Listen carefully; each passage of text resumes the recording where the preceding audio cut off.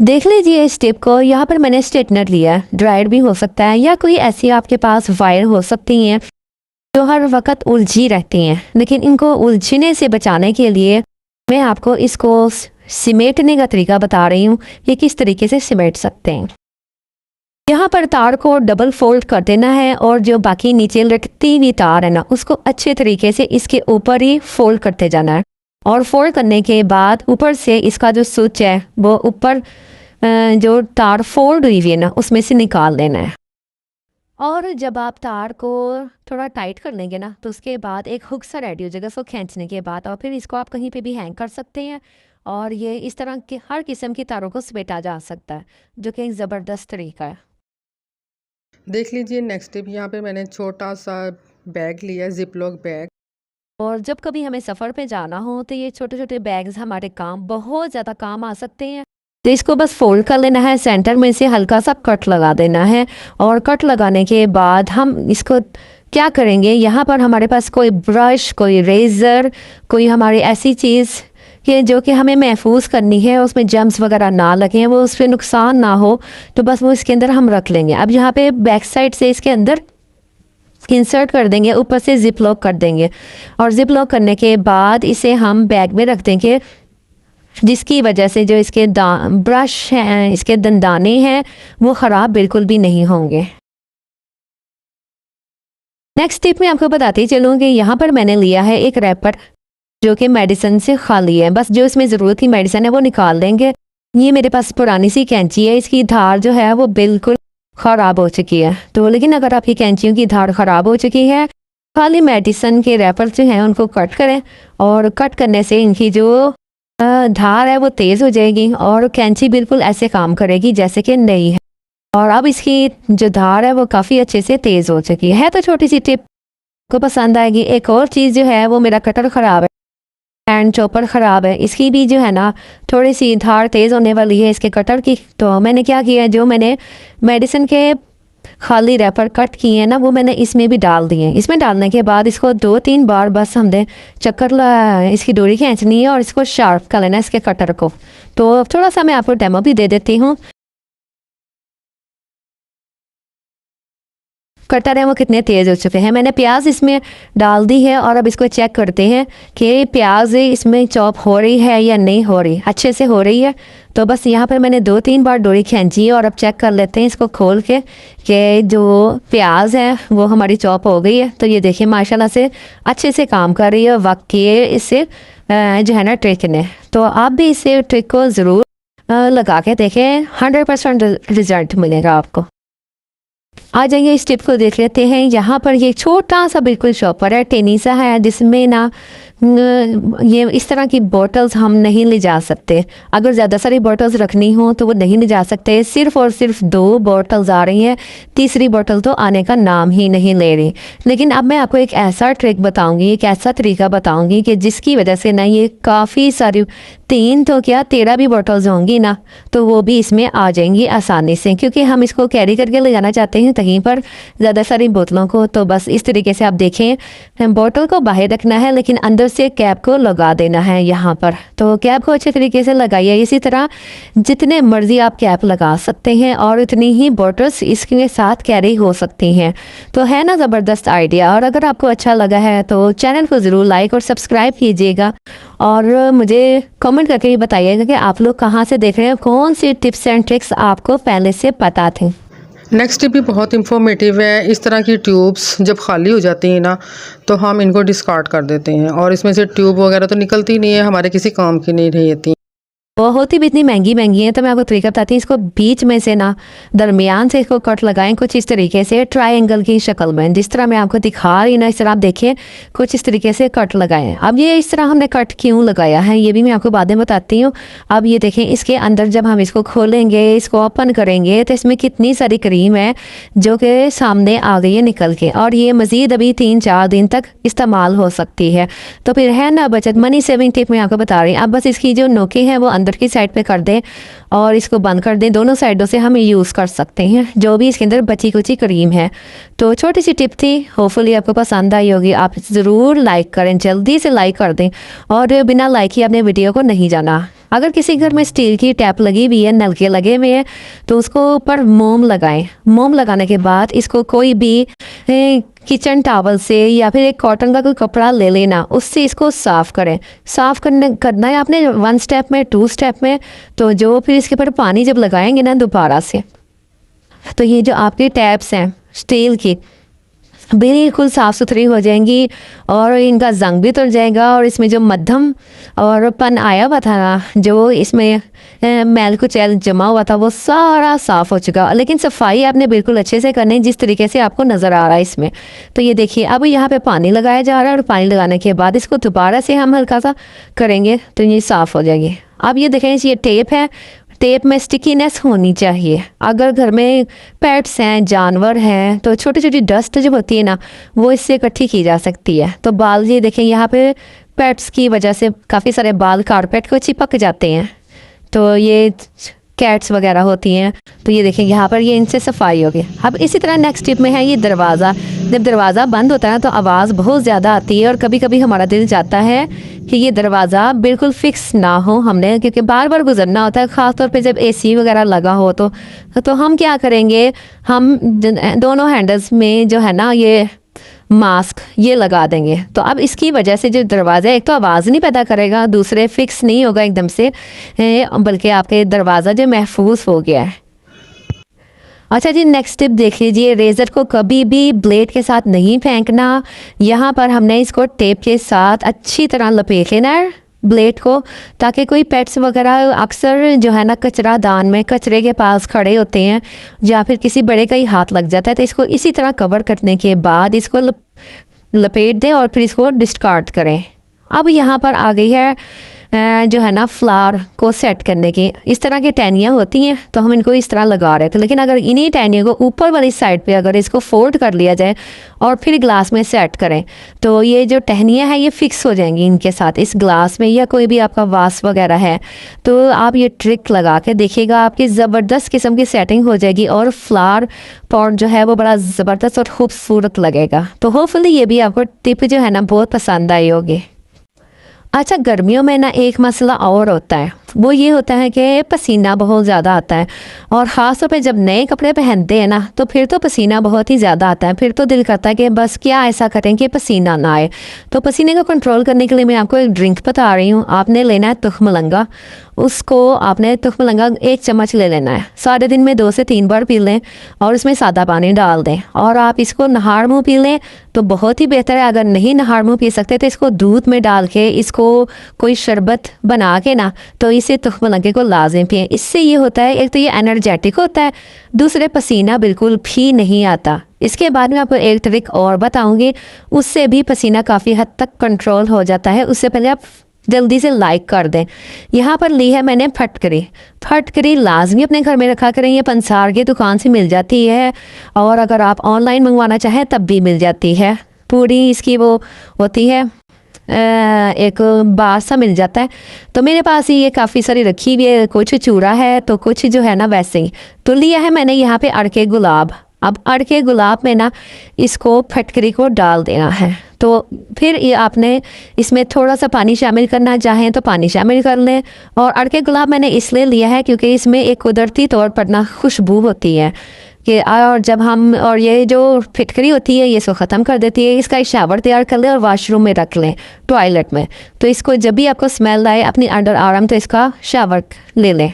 अब मैं आपको एक बताने लगी हूँ छोटी सी रेसिपी बहुत ही मज़ेदार है और वो रेसिपी है जो नाश्ते में चने बनाए जाते हैं। अक्सर लोगों के नाश्ते में चने अच्छे नहीं बनते, वो बिल्कुल डिफरेंट किस्म के जैसे होते हैं ना वैसे ही बन जाते हैं, काली मिर्चों वाले चने। तो लेकिन मैं आपको बताऊंगी बड़े आसान तरीके से। यहाँ पर जो है ना आधे चने हमने कर लिए हैं अलहदा, यानी कि ये आधा किलो चने हैं और आधे चने जो है मैंने अलहदा कर लिए हैं। और इसके बाद ऑयल लिया है मैंने 1 कप ऑयल दिया है, क्योंकि इन्हीं चनों में जितना ज़्यादा रोगन होना उतना मज़ेदार बनते हैं। तो इसमें मैंने डाला है लहसुन, अदरक, फिर नमक मिर्च जो भी आप डालते हैं वो सारी चीज़ें। हरी मिर्चें मैंने साबुत डाली हैं क्योंकि चनों के साथ बहुत अच्छी लगती हैं तोड़ तोड़ के खाने में। और जब मसाला भून जाए तो उसमें ग्राइंड किया हुआ आपने डाल देना है। इन चनों की ख़ास बात ये है कि एक तो मैंने आधे चने ग्राइंड कर लिए थे, दूसरा मैंने ये रोगन बाहर निकाल दिया था, क्योंकि जब हम इन सारा चीज़ों की मिक्सिंग करते हैं ना तो रोगन गायब हो जाता है। जब मसाला अच्छे से भुन जाए तो ग्राइंड किए हुए चने और साबुत चने दोनों मिक्स कर दें। रोगन आपने सबसे एंड में डालना है, और जो अंडे हैं ना, अगर आपका दिल चाहे तो वो इसमें ऐड कर लें। अव्वल तो बहुत मज़ेदार लगते हैं बॉईल करके जब, और अगर आप नहीं डालना चाहते तो ना डालें। तो होपफुली आपको आज की वीडियो बहुत पसंद आई होगी। पसंद आई तो चैनल को like subscribe please please please लाजमी करके जाइएगा। ये वीडियो को आपने फुल देखना है ताकि ये वीडियो जो है दूसरे लोगों तक पहुँच सके। फिर मिलते हैं नेक्स्ट वीडियो में। अल्लाह हाफिज़। नेक्स्ट टिप भी बहुत इंफॉर्मेटिव है। इस तरह की ट्यूब्स जब खाली हो जाती हैं ना तो हम इनको डिस्कार्ड कर देते हैं, और इसमें से ट्यूब वगैरह तो निकलती नहीं है, हमारे किसी काम की नहीं रही थी। बहुत ही भी इतनी महंगी महंगी है, तो मैं आपको तरीका बताती हूँ। इसको बीच में से ना दरमियान से इसको कट लगाएं। कुछ बहुत से लोग कंफर्ट लगाते हैं, लेकिन कुछ गलतियाँ कर देते हैं जिनकी वजह से स्मेल और खुशबू जो होती है ना वो उसमें लॉन्ग लास्टिंग नहीं होती। तो आज मैं आपको यही तरीका बता रही हूँ कि सबसे पहले जो है ना कपड़ों को अच्छी तरह अच्छे खुशबू वाले सर्फ में धो लें, और जब आप कपड़े धोते हैं ना जब भी आपको इनको 10 मिनट 15 मिनट या फिर आधा घंटा ज़रूर भी होना चाहिए, इससे मैल फूल जाता है। अगर आप कपड़े हाथ से धो रहे हैं तो ये टिप यूज़ की जा सकती है, तो इससे जल्दी भी मैल साफ हो जाएगा। अब बात आ जाती है कंफर्ट कैसे यूज़ करना है। तो अगर इसका एक लिड जो होता है ना वो 5 सूटों के लिए काफ़ी होता है, जो इसमें ढक्कन दिया हुआ होता है ना वो 5 सूटों के लिए काफ़ी होता है, लेकिन मुझे क्योंकि सिर्फ 2 सूटों पर लगाना है तो 1/3 लेयरिंग, तो बस 5 मिनट भिगो के रखें और उसके बाद कपड़ों को फैला दें। तो होपफुली ये टिप आपको अच्छी लगी होगी। तो चलिए हम बढ़ते हैं नेक्स्ट टिप की तरफ। इस डिबिया की तरफ कंफर्ट का एक और यूज़फुल तरीका बताने लगी हूँ कि इस डब्बी में मैंने पहले भी जो है ना वो एक पाउडर रखा हुआ था और वो फ्रिज में रखा हुआ था। फ्रिज में जितनी भी स्मेल आती है ना तो मैंने यहाँ पे रखा हुआ था मीठा सोडा। अब वहाँ पे मैंने दूसरी डिबिया रख दी है और उस डिबिया को निकाल दिया। अब इस पाउडर का असर ख़त्म हो चुका क्योंकि 1 वीक से ज़्यादा हो गया इसको। तो बस अब मैं इसे रखने लगी हूँ वॉशरूम में। मैंने दिया है 2 चम्मच मीठा सोडा। एक तो ये जो है ना बाथरूम की स्मेल को अब्जॉर्व कर लेगा, और इसके ऊपर डाला है मैंने कंफर्ट, खुशबूदार किसी भी कंपनी का आप ले लें। तो बस उसके बाद ना इसके ढक्कन को अपने बंद कर देना है। लेकिन टिप यहाँ पे ख़त्म नहीं होगी, एक काम हमने और करना है। मैंने यहाँ पे एक कांटा ले लिया है, फोर्क ले लिया, उसको अच्छी तरह गर्म कर लिया। अब जो है ना हमारे पास जो डब्बी मौजूद है, जिस डब्बी में हमने कंफर्ट डाला है और मीठा सोडा ऐड किया है, उसमें हम क्या करेंगे, छोटे छोटे सुराख कर लेंगे। आप किसी सुई की मदद से, काव्य की मदद से, जो भी आपके पास चीज़ अवेलेबल है, तो बस उससे ना ये सुराख कर लें। इस सुराख करने का ये फ़ायदा होगा कि जो इसमें खुशबू होगी कंफर्ट की वो भी बाहर आएगी, और जो मीठा सोडा है वो जितनी स्मेल होगी ना उसको बाथरूम की उसको एब्जॉर्व कर लेगा। अब आपका जो बाथरूम है ना खुशबूदार रहेगा, उसमें कोई स्मेल नहीं आएगी। और ये आप कम से कम जो है ना 1 वीक के लिए यूज़ कर सकते हैं। 1 वीक के बाद आप ये इसी प्रोसीजर को दोबारा करेंगे और इसको आप इस्तेमाल करेंगे इस तरीके से। तो देखिए है ना कितना प्यारा सा इस्तेमाल। आपको अगर ये हैक अच्छे लगते हैं तो वीडियो को लाइक और सब्सक्राइब ज़रूर किया करें। अच्छा जी, अब यहाँ पर हम डिस्पोजेबल बॉक्स की बॉटल्स की बात करेंगे। इस तरह की बॉटल्स सब घरों में आती हैं, लेकिन हम क्या करते हैं इनका ढक्कन लगा के, वो ढक्कन इधर फेंक के ना तो इसको हम डिस्कार्ड कर देते हैं। लेकिन आज के बाद ऐसा नहीं करेंगे, क्योंकि कुछ ऐसे लोग होते हैं जो ना इन बॉटल्स को उठाते हैं, इनको दोबारा से यूज़ कर लेते हैं। तो ये बॉटल्स दोबारा यूज़ ना हो, इसमें कुछ लोग पानी भर लेते हैं, कुछ लोग दोबारा से कोल्ड ड्रिंक इसमें भर लेते हैं और फिर इन गंदी बोतलों में बिजनेस करते हैं वो अपना। तो इसके लिए क्या कीजिए, ये जो इसका ढक्कन है इसको फोल्ड करें, चाहे दांतों से दबाएं या हाथों से दबाएं, और इसके अंदर डाल दें, तो बस ये दोबारा इस्तेमाल नहीं हो सकते। तो इसके बाद हम बढ़ते हैं नेक्स्ट टिप की तरफ। नेक्स्ट टिप ये है कि बाजार से हम महंगे महंगे कूपैक्स, मच्छर मार और मुजफ्फन खजूरे बरसात में निकल आते हैं, लाल बेग निकल आते हैं, इसके लिए महंगे महंगे पाउडर लेके आते हैं। तो मैं यहाँ पर एक पाउडर यूज कर रही हूँ जिसकी वजह से ना मेरे पास अगर उसके पैसे ना हो या मेरे पास वो पाउडर खत्म हो गया हो, तो मैं क्या करूँगी, घर में ही रखे हुए पाउडर से ना इसको दूर भगा दूंगी खन खजूरों को, कीड़े मकोड़ों को और लाल बेग, छिपकलियाँ। वो पाउडर कौन सा है जी, वो है मीठा सोडा। तो अगर आपके पास कूपैक्स वगैरह नहीं है तो आप मीठे सोडे का इस्तेमाल करें। अच्छा जी, नेक्स्ट टिप की तरफ आ जाते हैं। यहाँ पर मैंने अंडे बॉईल किए हैं। अंडे बॉईल करने के बाद जो अंडे के छिलकों की जितनी भी तासीर है और अंडों की, वो सारी पानी में आ गई है। तो मैं ये फेंकती नहीं हूँ, अंडे के छिलके जो है वो पौधों में डाल देती हूँ, पानी भी इसका पौधों में डाल देती हूँ। इससे ये क्या होता है कि ये फर्टिलाइजर जो है ना, सिरप एक तैयार हो जाता है, जो कि पौधों के लिए बहुत ही अच्छा होता है, खासतौर पर मनी प्लांट के लिए, एलोवेरा के लिए, और जितने भी फूलों वाले पौधे होते हैं ना, उनके लिए जबरदस्त है। तो अगर आपको टिप्स अच्छी लग रही हैं तो चैनल को लाइक और सब्सक्राइब जरूर कीजिए, और चैनल को शेयर भी कीजिए ताकि दूसरों को भी फायदा हो सके। अच्छा जी, इसके बाद हम नेक्स्ट टिप की तरफ आ जाते हैं। नेक्स्ट टिप भी बहुत अच्छी है, बहुत ही शानदार है और आपको पसंद आएगी। तो वो क्या चीज़ है कि अक्सर हम जब ये है ना, इस तरह के ट्राउजर यदि आप देख लें, तो ये खासतौर पे बॉयज़ के लिए टिप है कि इस तरह के वो ट्राउज़र जब पहनते हैं, इस किस्म के ट्राउज़र को निकल के बाहर भी जाते हैं, मोटर बाइक चलाते हैं। तो जब वो मोटर बाइक चलाते हैं तो इस पॉकेट की जो है ना, जो स्पेस है वो बहुत कम होती है। इसमें अक्सर उन्होंने मोबाइल वगैरह रखे होते हैं बॉयज़ ने और आदमियों वगैरह ने। तो ये मोबाइल क्या होता है, ये गिर जाता होता है या फिर आधा आधा बाहर ढलक रहा होता है। तो आपने क्या करना है कि ये अंदर जो पॉकेट है ना, उस पॉकेट को हमने इस मोबाइल को रख लेना है, और उसके बाद थोड़ा सा काम है, ज़्यादा काम नहीं है, बस इसको मोबाइल को हमने इस पॉकेट में रखा और इसकी अंदर वाली साइड से ना हमने एक लेना है रबर बैंड।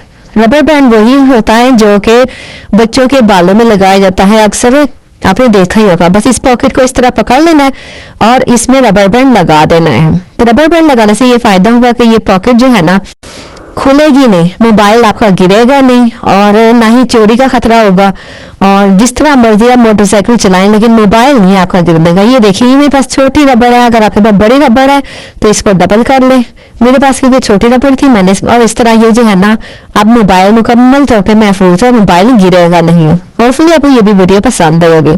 अच्छा जी, कुछ लोगों का मसला होता है कि या तो इस्त्री जो है ना बहुत ज्यादा तेज हो जाती है या फिर बहुत ज्यादा हल्की चलती है। इसका तरीका मैं आपको बाद में बताती हूँ, लेकिन पहले ये देखने के यहाँ पे मैंने तारों को इकट्ठा किया है इस तरह की। तो ये भी बहुत मैस क्रिएट करती है। हमने कोई भी रबर बैंड ले लेना है या फिर कोई पोनी ले लेनी है, तो इन तारों को इस तरह समेट देना है और ये जो दरमियान में जगह बनी होती है ना, इसके दरमियान में रख दीजिए। तो इससे जो है ना, इस्त्री की तार भी खराब नहीं होती, ना ही इसमें कट्स पड़ते हैं और ना ही करंट पैदा होता है। अब मैं आपको बता देती हूँ कि इस्त्री जब हम यूज करते हैं ना, तो या तो बहुत तेज चलती है या बहुत हल्की। तो इसका एक तरीक़ेकार है जो कि बहुत ध्यान से करना है। पहले आपने देखना है कि आपकी इस्त्री शू लगा के देखना है, आपने प्लग जो होता है इसका, वो आपने देखना है कि कौन से नंबर पे इस्त्री का जो वो बल्ब है वो ऑन हो रहा है। तो हमने इस तरह का टेस्टर ले लेना है। इसकी बारीक सी नज़ल होती है और ये जो प्लेट लगी होती है ना इस्त्री के दरमियान में, इसको हमने ओपन कर लेना है। ओपन करने के बाद तो अब आपको मुझे करीब से दिखाना होगा कि इस इस्त्री के अंदर जो है ना, एक पेच लगा होता है दरमियान में बिल्कुल। अभी मैं आपको इसको पॉइंट आउट करके बताती हूँ पेचकस के ज़रिए।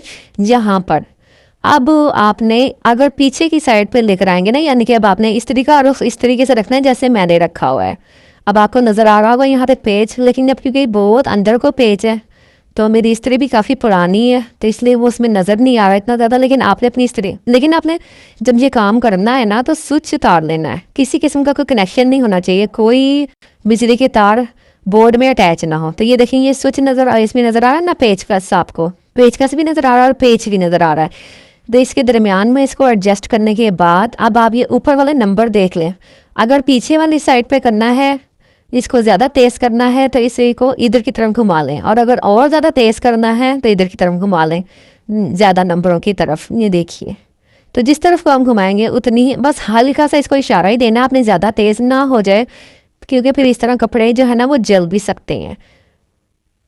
तो ये आपने बच्चों की मौजूदगी में नहीं करना। अब आप ये चेक कर लें, इस्त्री ऑन हो गई है, और ये इस्त्री मेरी पहले 4 नंबर पे ऑन हो रही थी, अब मेरी ये इस्त्री जो है 1 पे ही ऑन हो रही है, यानी कि इसका गर्म होने का अमल 1 पे ही स्टार्ट हो गया है। तो जैसे जैसे मैं 2 पे लेके जाऊँगी, 3 पे लेके जाऊँगी, इस्त्री और ज़्यादा तेज़ हो जाएगी। तो लेकिन इस्त्री को इतना नॉर्मल रखना है कि बस तेज़ ना हो, जलाए ना कपड़ा, तो आपका काम हो जाएगा। तो ये बाज़ार नहीं जाना पड़ेगा और पैसे नहीं आपको खर्च करने पड़ेंगे। मनी सेविंग टिप है, लेकिन स्विच उतार के ये करना है। जब आपने चेक करना है तो स्विच लगा के करना है। तो होपफुली आपको आज की वीडियो बहुत पसंद आई। अगर पसंद आई तो चैनल को लाइक सब्सक्राइब कीजिएगा। फिर मिलते हैं नेक्स्ट वीडियो में। अल्लाह हाफिज़। मैंने लेमिनेशन करवाई, वो लेमिनेशन हो गई ख़राब। अब मैं इसको उतार रही हूँ और उतारने के बाद जो है ना ये काफ़ी स्टिकी सी, काफ़ी हार्ड सी हो गई है। लेकिन जो मोबाइल की बैक साइड की जो है ना सरफेस वो हो गई है चिपचिपी सी और स्टिकी सी हो गई है। अब ये स्टिकर तो मैं उतार लूँगी, लेकिन अब मुझे समझ नहीं आ रहा कि मैं इसकी जो स्टिकीनेस है, जो इसकी चिपचिपाहट है, उसको किस तरह ख़त्म करूँ, क्योंकि इसमें काफ़ी सारे स्क्रैचेस आ गए थे। ये जगह जगह से कट गई थी, फट गई थी। तो बस फिर मैंने सोचा कि अब इसको उतार ही दिया जाए। लेकिन जो ओरिजिनल इसकी बैक साइड थी ना वो ख़राब हो चुकी थी। अब मैंने कहीं पर सुना था कि अगर इसको परफ्यूम के साथ या फिर किसी बॉडी जो है ना परफ्यूम के साथ इसको साफ़ किया जाए ना तो ये हो जाता है साफ़। तो मैंने फिर ये एक्सपेरिमेंट कर रही हूँ। यहाँ पे ये मैंने बॉडी परफ्यूम ले लिया है और इसको मैंने क्या कहते हैं इसके ऊपर लगा रही हूँ। लगाना ऐसे है कि ना ही कैमरे की तरफ जाना चाहिए, ना ही स्पीकर वाली साइड पे जाना चाहिए। तो इससे अब मैंने टिश्यू ले लिया। टिश्यू लेने के बाद मैंने इसको काफ़ी साफ़ करने की कोशिश की है, तो लेकिन ये साफ़ नहीं हो सके। एक जगह से साफ़ हो गई थी जहाँ पे मैंने डायरेक्ट स्प्रे किया था परफ्यूम का, तो लेकिन इसके बाद 2-3 जगह की है मैंने, लेकिन मुझे वो रिजल्ट नहीं मिल सके जो मैं चाह रही थी कि जैसे मेरी ओरिजिनल वाली बैक साइड है वैसे वापस आ जाए। फिर मेरे जहन ने काम किया कि जो मॉस्किटो रिमूवर होता है ना उसका स्प्रे लेना चाहिए। बस फिर मैंने टिश्यू के ऊपर ढेर सारा मॉस्किटो रिमूवर जो था ना वो मैंने लगाया और फिर तो फौरन ही इसकी स्क्रीन जो थी ना वो साफ हो गई। स्क्रीन भी, इसकी बैक साइड भी, जो जितनी चिपचिपाहट थी, जितनी भी वो थी ना स्टिकीनेस थी, वो सारी खत्म हो गई और मोबाइल बिल्कुल ऐसे हो गया न्यू। तो होपफुली ये टिप मैंने तो एक्सपेरिमेंट किया था, लेकिन सोचा आपके साथ भी शेयर करते चलूं। फिर मैंने इसको अच्छी तरह उसी जो है ना मॉस्किटो रिमूवर से, मॉस्किटो स्प्रे से मैंने अच्छी तरह सारा मोबाइल साइड से, फ्रंट से साफ किया और बिल्कुल मेरा मोबाइल ऐसे हो गया जैसे कि न्यू। तो चले बढ़ते हैं हम नेक्स्ट टिप की तरफ। नेक्स्ट टिप भी बहुत अच्छी है और नेक्स्ट वीडियो में मैं आपको बताने लगी हूँ। आजकल लेमन ऐसे आ रहे हैं, किसी में तो रस बहुत ज़्यादा निकलता है और किसी में रस बिल्कुल भी नहीं निकलता।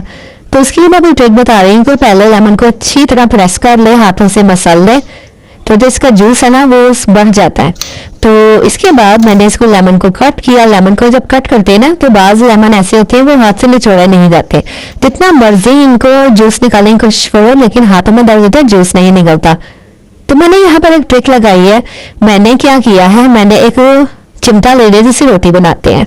तो बस फिर इसको प्रेस किया और जो लेमन का जूस है वो अच्छी तरह निकल आया और बल्कि ज़्यादा सारा निकला है। तो छोटी सी टिप थी, सोचा आपके साथ भी शेयर कर लो, होपफुली आपको पसंद आई होगी। आज मैं आपके साथ शेयर करने जा रही हूँ बाथरूम की सफाई। बाथरूम में क्या क्या चीज़ें होती हैं जो बहुत ज़्यादा गंदी हो गई हैं और उनको मैं आज साफ करूँगी। उसमें ये बाथरूम में रखी हुई पीढ़ी जो है ना, चौंकी जिसे बोलते हैं, प्लास्टिक ही है, लेकिन इसमें सफेद सफेद निशान पड़ गए हैं, कई जगह मैल को चल गए, धब्बे भी पड़ गए हैं। तो आज हम इसको साफ करेंगे। उसके बाद हम जो है ना इसके बाथ टब की सफाई करेंगे, इसमें भी निशान पड़ गए हैं। तो इसके लिए मैं सोल्यूशन रेडी कर रही हूँ। मैंने एक मग्गा ले लिया, मग्गे में मैंने डाला है सर्फ में डाला थोड़ा सा मीठा सोडा 2-3 चम्मच भर भर के डाल दें, क्योंकि ये ना मैल को चैल को नरम करने में काफ़ी जो है ना इसका किरदार होता है और ये बहुत अच्छा वर्क करता है। तो इसके बाद मैंने इसमें शामिल कर लिया है पानी अपने अपनी ज़रूरत के मुताबिक बना लेना है और जितना ज़्यादा आपने बनाना हो उतनी ज़्यादा चीज़ें बना लेनी। इसके बाद थोड़ा सा मैंने इसमें जो है ना वो शामिल किया है विनेगर यानी कि सिरका भी मैंने 3 से 4 चम्मच इसमें डाल दिए। अब ये काफ़ी पावरफुल सोल्यूशन बन चुका है। इससे मैं काफ़ी सारी चीज़ें साफ़ करूँगी। मैंने सोचा कि एक चीज़ इसमें और ऐड कर दूँ, वो है टूथपेस्ट में काफ़ी ज़्यादा जो होती है ना वो मैल को चैल को अपनी जगह से साफ़ करने की इसमें पावर मौजूद होती है। तो बस इसको अच्छी तरह मिक्स करने के बाद तो हम इसको रखते हैं साइड पे। और अब हम इसे क्या क्या साफ़ करेंगे। सबसे पहले हम पीढ़ी साफ़ करते हैं। पीढ़ी में जितने भी निशान है ना, पहले ऐसा करें, अगर आपने इसको डालना है ना किसी स्प्रे बॉटल में डालना तो उसमें डाल लें, नहीं तो ऐसे रखना तो ऐसे रख ले। मैंने ऐसे ही डब्बे में मैंने दिया था।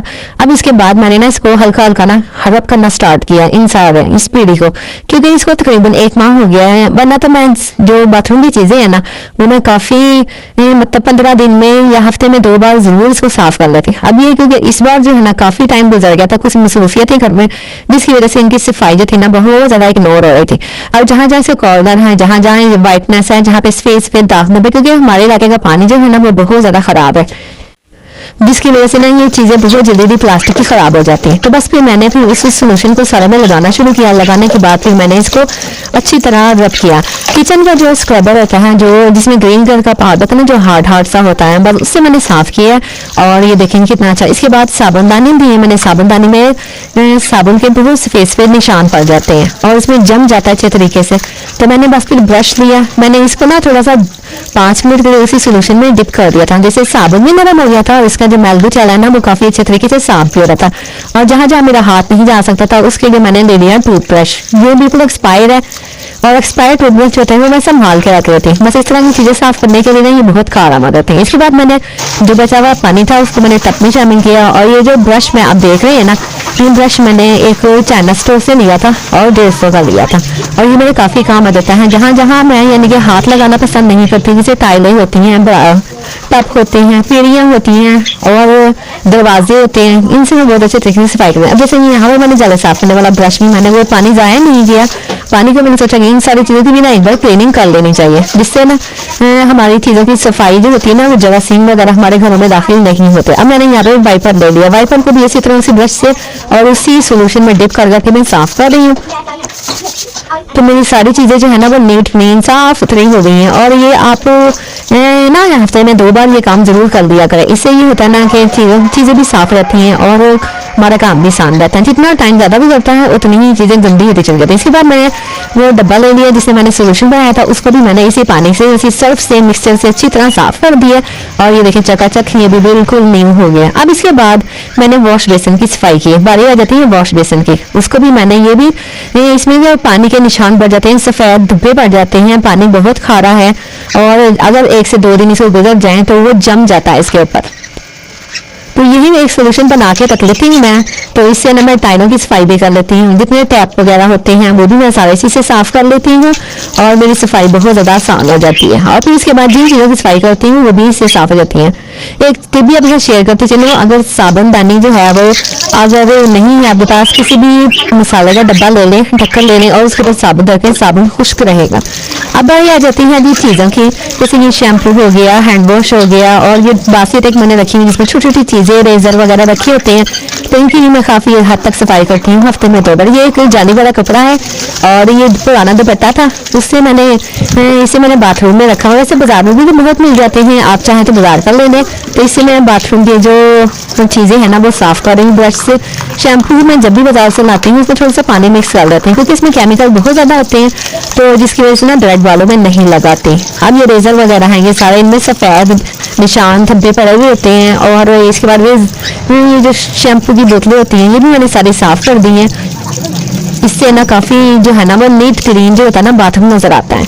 तो ये सारी चीज़ें हैं जिनकी ना सफाई करना बहुत ज़रूरी है।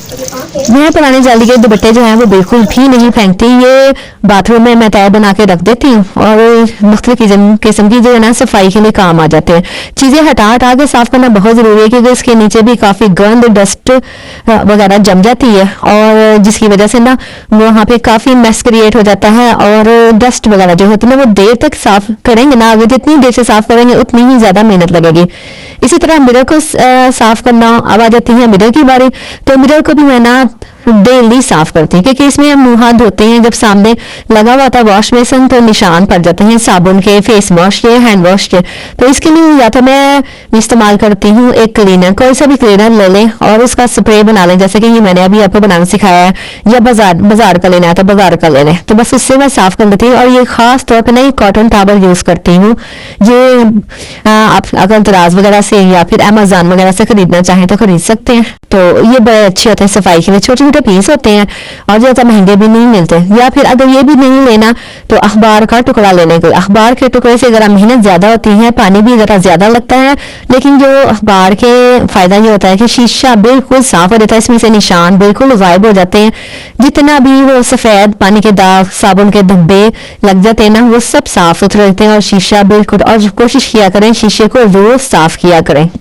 इसी तरह जो घर की शीशे की मेजें होती हैं वो भी मैं इसी क्लीनर से साफ कर लेती हूँ। अब बारी रहती है बाथरूम टाइल्स वगैरह की या घर में जितनी भी टाइल्स वगैरह होती हैं उसके लिए रेड हार्पिक लिया करें। रेड हार्पिक जो होती है वो डायरेक्ट बिल्कुल भी ना लगाया करें, इसको पहले टाइल्स को गीला करें, गीला करने के बाद ब्रश में या फिर जिस कपड़े में भी आप हार्पिक लगा रहे हैं ना या कोई भी कंपनी का हार्पिक है तो वो आप इस्तेमाल कर लें और उसके बाद टाइल्स को साफ करें। तो यकीन माने, बिलीव मी, इतनी अच्छी टाइल्स साफ हो जाती हैं और मेहनत भी नहीं ज्यादा लगती। और उसके बाद बिल्कुल सूखे कपड़े से ना उसमें हल्का सा ऑयल लगा के इसकी सफाई करें, बिल्कुल ऐसे ओरिजिनल पॉलिश की तरह चमकनी शुरू हो जाती है जैसे कि अभी नई नई ताज़ा ताज़ा लगाई हैं। और इसी तरह कोई ब्रश ले लें और उसके कॉर्नर वगैरह ना वो जितने भी हैं वो साफ कर लें। और खासतौर पर जब ज़मीन पे अपने पोछा लगाना होता है ना, जब फर्श की टाइल साफ करनी होती है तो उसमें पानी में डेटॉल मिला के इस्तेमाल किया करें। उससे ये होता है कि जो घर में रहने वाले अफराद जब अंदर बाहर जा आ रहे होते हैं ना तो इस वजह से काफी सारे जरासीम जो हमारे फर्श में ना आ चुके होते हैं, तो बस वो डेटोल वाला जो पानी है ना उसमें थोड़ा सा सर्फ डालें और इससे ना किसी भी झाड़ू से ब्रश से इसकी फर्श की सफाई कर लें तो जितने भी जरासीम वगैरह वो खत्म हो जाते हैं और इनकी जो है ना वो एक तो टाइल में चमक भी आ जाती है और दूसरे जो है इसमें बीमारियां काफी हद तक दूर हो जाती हैं। उसके बाद ब्रश फेरें, ब्रश के बाद सूखा कपड़ा जो है ना कॉटन का उसको लाजमी फेरें। एक और बात, जब कभी भी आप वॉश बेसिन साफ करें उसमें फिनाइल की गोली रात को लाजमी रख लें और ग्रीनरी जरूर रखें। इस ग्रीनरी का भी मैं आपको आगे जाके बताती हूँ कि मैंने ये कैसे प्लांट बनाया था। इसके बाद जो है ना आप एयर फ्रेशनर जरूर यूज किया करें बाथरूम के लिए। वहीं पे अगर किसी कॉर्नर में रख दें एयर फ्रेशनर, ये होता है कि जब आप बाथरूम की सफाई करें उसको नीट क्लीन करें उसके बाद उसको एयर फ्रेशनर कर दें और एयर फ्रेशनर से जो है ना बाथरूम महक जाता है और साफ सुथरा हो जाता है। बाथरूम में टॉवल रखने का तरीका एक शेयर कर रही हूँ, बहुत ही अच्छा लगा आइडिया जो कि आपके साथ शेयर कर रही हूँ और आप ये जरूर ट्राई कीजिएगा। तो सबसे पहले टॉवल को एक साइड से फोल्ड कर लीजिएगा, फिर दूसरी साइड से फोल्ड कर लीजिएगा। तो इस तरीके से आपको इसे फोल्ड करना है, फिर ऊपर से आपने इसको नीचे लेकर आना है और फिर ये एक पॉकेट सी बन जाएगी और इस पॉकेट के अंदर इसको टॉवल को सारे को कर लेना है। तो इस तरीके से आप टॉवल को बाथरूम में फोल्ड करके रख सकते हैं। एक से ज़्यादा टॉवल हों तो आप उन्हें बास्केट में रख दीजिए।